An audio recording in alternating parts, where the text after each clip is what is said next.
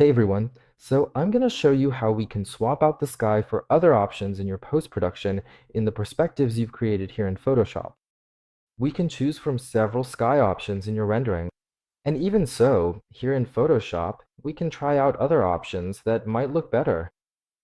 Remember, it's always important to stay organized here in Photoshop and always name your layers so you can easily find, for example, the sky layer. So click on your sky layer. Here we have this layer that I can turn on and off by clicking the eye icon. And we're going to a really interesting place here in Photoshop, which is sky replacement. So we go to the top menu bar, click on Edit, scroll down, and you'll see the sky replacement option. Just click it and a little window will pop up. Here we can try out different sky options. By default, it comes with a clearer sky, which is also really nice. We can test the color, whether it's dark or light, warmer or cooler.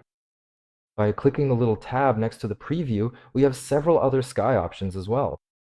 And there are clouds that might be more interesting for your image. Keep in mind that depending on the sky you choose, it might cause some conflicts, like with the post-production of some of the layers, with blending or the blend mode. So here we have several sky options, and we can pick one in no time.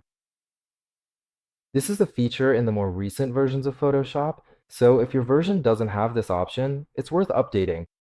Then all you have to do is click OK, and it will create a separate layer that you can turn on or off whenever you want. With that, we have a really quick way to try out different sky options.